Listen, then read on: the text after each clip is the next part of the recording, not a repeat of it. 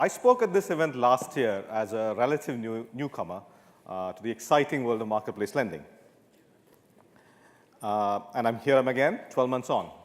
And I must say the 12 months have indeed been exciting, but not quite for the reasons I believed or I expected back then. And I'm sure the last 12 months haven't quite gone to plan or quite gone to anticipation for a lot of you guys here as well. So what I wanted to do over the next 12 to 15 minutes really is to reflect back, to start with a reflection back on 2016, some of the events, and what as an industry we should be learning from it, and we have learned from it. And then talk about some macro trends that are impacting the world of consumer and small business lending that gives me considerable cause for optimism for the industry in the future. So let's start with looking back. As I said, 2016 has been an interesting year. There's been multiple sources of uncertainty. It all kind of started with our peers in the US, who, let's call it, scored some own goals, either in form of process and control or in the form potentially of credit quality of some of the assets they originated in back end of 2015. There are the share prices of the two publicly listed marketplace lending platforms. And they've been kind of broadly falling down, particularly in the first half of the year. Then those questions, those never-ending questions about ISAs. When will we have ISAs? What will happen once we start offering ISAs? It's questions that a lot of us don't know the answers for. And for platforms like us, who have to actually manage multiple sources of liquidity, planning for liquidity becomes a concern. Then came Brexit.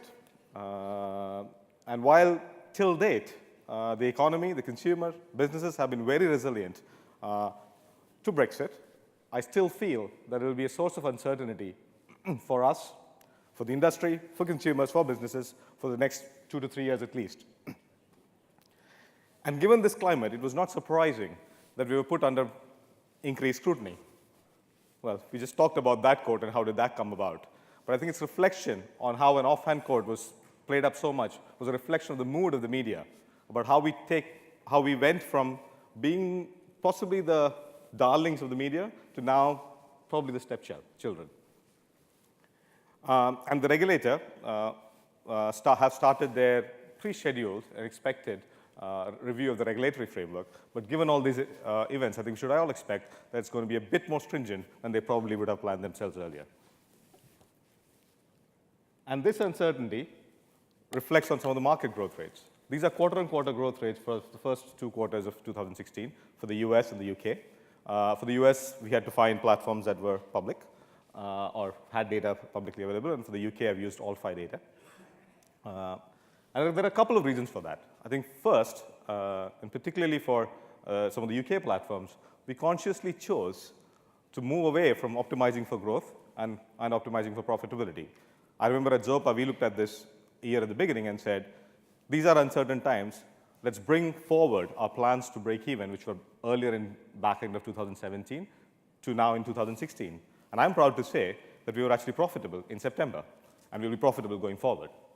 That's a big change for us in terms of proving the sustainability of the model to the industry.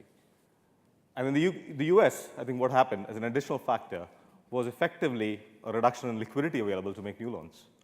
And that is, I think, a good learning for some of the UK platforms. The UK platforms have a more diverse range of funding sources and include big retail franchises. And I think this hiccup showed the fact that the retail franchise that we have built have tremendous value in terms of sustainability of the model and in terms of stability of the model. What else do we think we should learn? I think Lord Turner spoke a little bit about the dangers of banks. But banks also serve a very useful purpose. And because they serve a very useful purpose, they're often protected from the destructive forces of capitalism.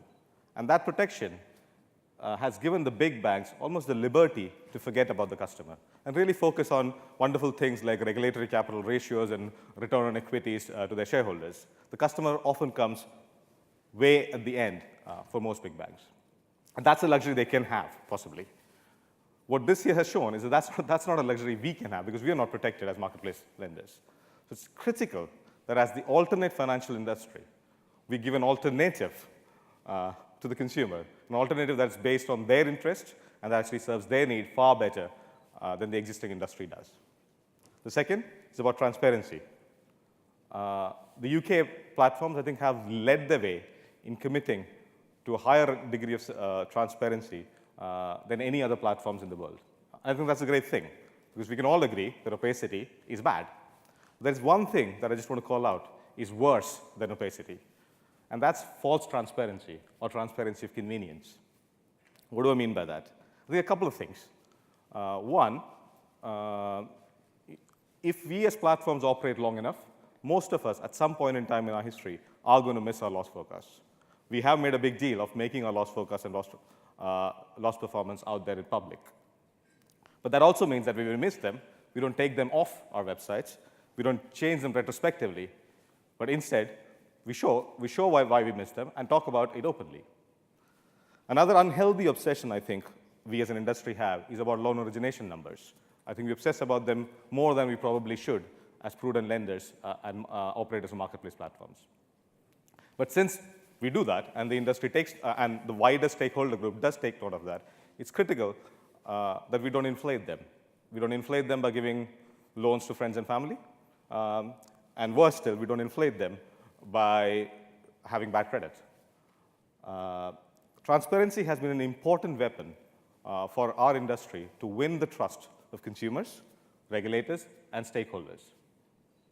And any slip up on that, I think, can have a catastrophic impact on this, what is still a very fledgling industry. Moving on to prudence. I think you probably are bored with multiple people coming from Zopa sitting here and talking about prudent credit lending, so I'm not going to talk about that. Instead, I'm going to talk about culture when I come to prudence. Right? Prudence is not only about how you lend money, prudence is about the tone you set from the top.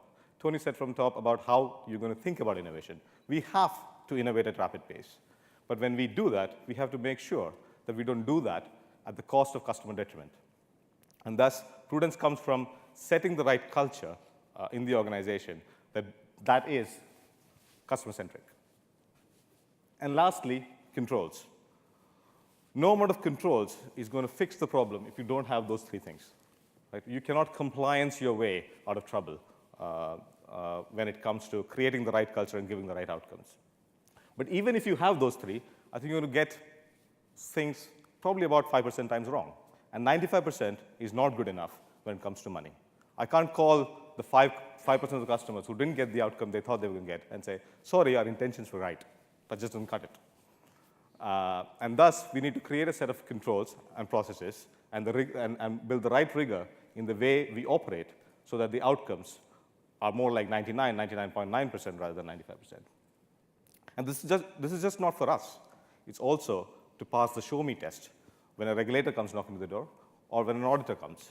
I think one of the biggest satisfactions I drove from the Zopa securitization, or the loans of the securitization of the Zopa loans that happened a couple of weeks ago, was the fact that entails 2 rating agencies and multiple investors coming and doing a detailed audit on not just our underwriting processes, but our entire operating model, and then either putting their reputation in terms of ratings that they gave us or their money in the belief that those processes were robust. So those are the 4 things that I feel we as an industry should learn. And I think the good news, I feel, is that most of us are already learning some, if not all of them. And that's reflected in the fact that the second half of this year is already turning out to be a far better year. If I talk about the US, institutional capital is coming back and lending volumes are back up. The 3 big platforms, RateSetter, Funding Circle, and Zopa, are coming off record months. I want to congratulate Funding Circle for setting a new record in the UK for lending volumes, both new originations and net lending. So things are beginning to look up.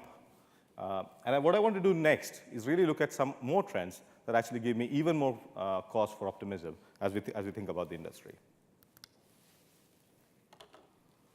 Customers are still being ripped off by banks. Not news for anyone. And customers are figuring out that. And those are net promoter scores for incumbents versus Zopa. And the other exciting thing that's happening, and I think there was a conversation in the earlier panel about PSD3, that through the CMA, there's an initiative either through PSD2 or through the open banking initiative to make data, very rich transaction data, available to platforms like us, away from the incumbents, so that we can actually make much better use of it.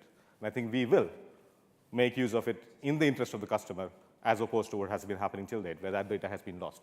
And that's an exciting opportunity for all marketplace lenders to make their credit analysis and their product design even better and even more customer-centric than what it is today. Next, thanks to what is still a healthy economy and low interest rates, consumer credit is in very good state. We are at very benign levels of credit losses, and that's a great time to build lending businesses. This is a chart for default rates for US and UK consumer card, which are publicly available. If you look at small business lending, the numbers look the same. I think we are lucky to operate at a time when consumer credit is good, credit generally is good, and that's a good time to build a lending business. And lastly, because of this, as we talked about the strong economy and low interest rate, the demand for credit is strong. Both consumer and small business lending is expected to grow pretty robustly over the next few years in the UK and actually in the US as well. And on the other side of our virtual balance sheet, so to speak, there is no yield in this world, and thus there is a strong demand for both from retail customers as well as from institutions to actually buy our loans. So both sides of the balance sheet, there is incredible demand for the assets that we generate. So if I had to recap, when I look back at 2016, I think of that as a very useful speed bump, a speed bump that allowed platforms to reflect, to reconnect with their values, to recommit to the customers.